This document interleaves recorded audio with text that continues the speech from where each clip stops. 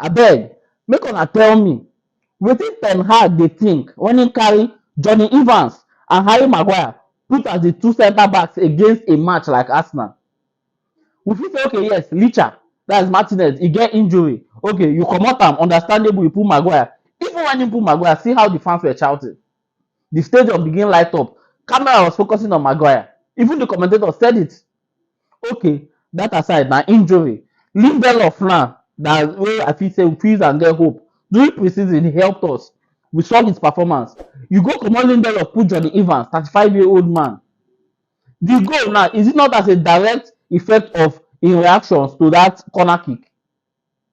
Check am now. E go dey hold Gabriel, e come fall. Hold Gabriel Jesus, e come fall. Okay, when dem shoot the ball, e still deflect for im leg enter post. Same Johnny Evans. Wetin coach Goche think when he carry those two players put as centre backs? Sign defender, e no gree. Hey, Pavard, he did not sign. Todibo, go and watch Todibo. Todibo, excellent player, very fast. He no sign. Now look at the display. 3-1. 3-1. Nothing to show, not even a point. We don't even do. Nothing. Anyways, you're welcome back to the channel. I'm that man you guy. I'm here to give you updates and news about Manchester United. Today's video is about Arsenal versus Manchester United, which is a very, in fact, I'm very angry. It is a match that has shown us our lackadaisical attitude towards things. You go see how Manchester United players are lazy to even mark the ball. Look at that goal, the second goal where Declan Rice score. Look at the goal. Nobody was even, not even a single United player was charging towards Declan Rice. And then he had an open net to score. Onana tried to say it, but it was too close. And the deflection also. I don't know what's going on with this. I don't know what the Hag is thinking. You put Martial in a match. You're saying that Martial is not fit, fully fit. He's not a bad player, but he's not fully fit for the match. First half, you saw his performance. Second half, same thing.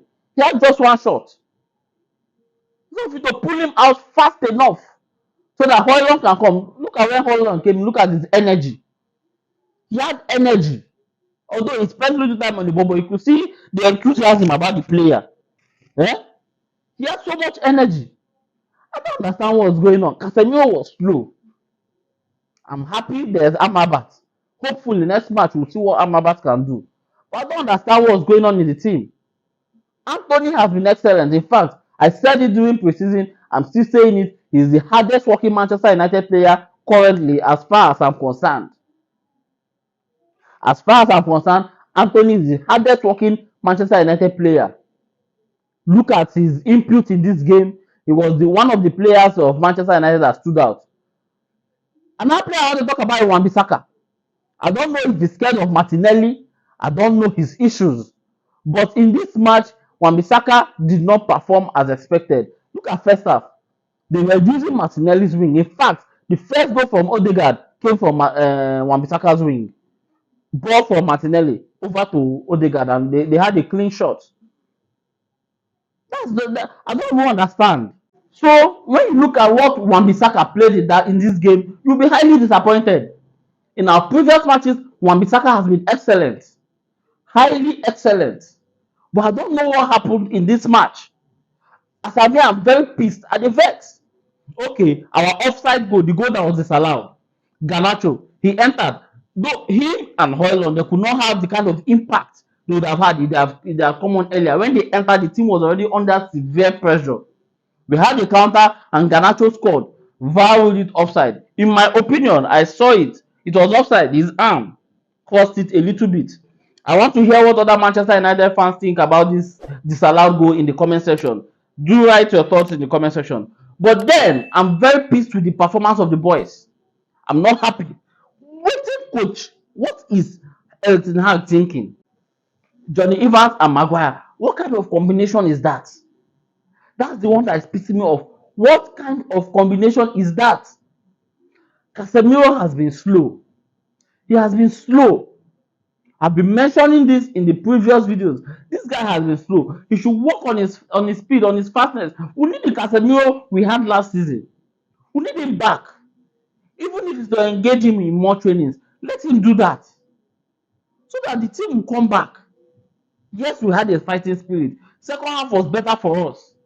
Yes, I will not deny that. Second half was better for the Manchester United team.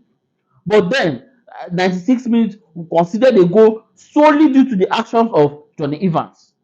Whether you like it or not. And there was no Manchester United defender or player at all that was even charging towards Declan Rice. And then he had an open goal.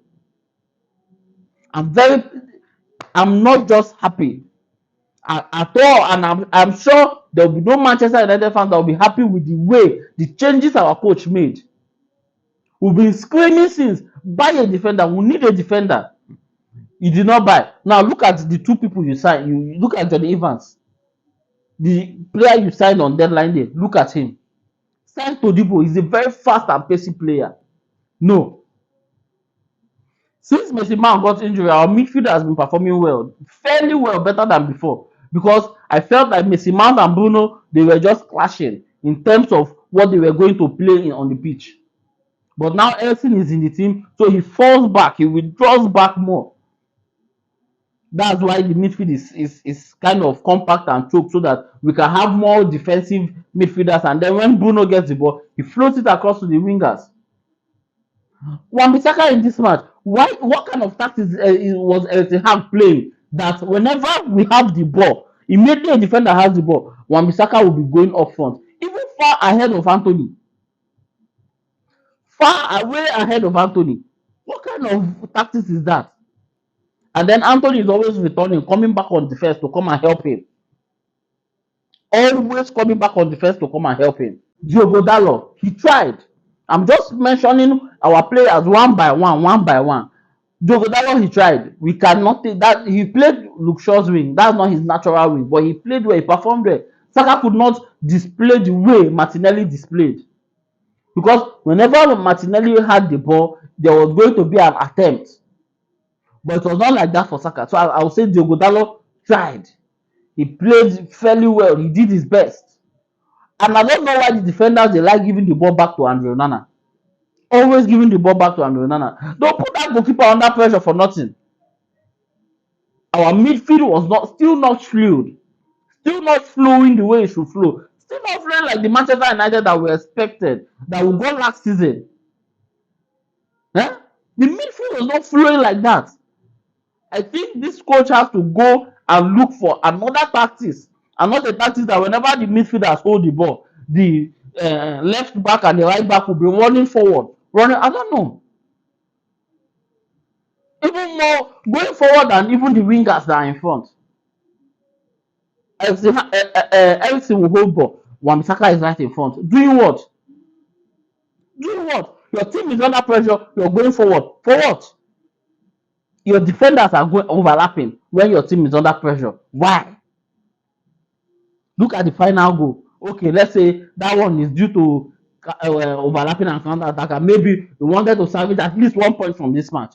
Understandable, but you can see how the defense was open, the midfield open, nothing was going on. I feel like if Højlund, without his energy, you can see his energy when he was brought on. I feel like if Højlund was brought on much more earlier, he would have had an impact on that game. Because he's strong, you can see it. He's back. He had an injury, but he's back. He's strong. He's very fast. See his speed. And he ran across Gabriel. That's the kind of player we need. That's the kind of team we want to be seeing. But this match, the team, the selection, in fact, because we entered issues immediately, they removed Lindelof. That was when the pressure became so much on the team. He just removed Lindelof everywhere scatter. Immediately removed Lindelof, put in Johnny Evans, 2 weak links. Evans and Maguire. Those players are supposed to be playing when we are playing small clubs or matches that we are like 3-4 goals ahead. You can put them and rest some players. If you are playing Carling Cup, all those matches are not really so important like this match against Arsenal. That's when those players are supposed to be playing, and not in a match as intense and difficult as playing against Arsenal in their current form. Because Arsenal is hell-bent on chasing Man City back to back, and this is not the time for weak links. If we had had good defenders now, this wouldn't have happened. I'm very sure, 100% sure. As a Manchester United fan, I feel like our coach should do something urgently in this team. The tactics, he should do something urgently. Transfer window is off, so there's nothing we can do. Now Varane is injured, Luke Shaw is injured, Martinez now is injured. Who is going to be playing for us? Is it Maguire and Johnny Evans that we are seeing? Is it these two defenders that are going to be defending for us? Lindelof will be stressed. Lindelof will be stressed because he's the only player who can call on.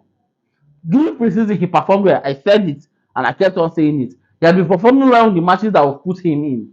But you see this particular match now that they took him off the pitch, look at the result. Just that few 10-20 minutes that he didn't play. Look at the result. Something has to be done in this team. Something really has to be done. Marcus Rashford, he needs to start learning how to pass the ball. He holds on to the ball too much.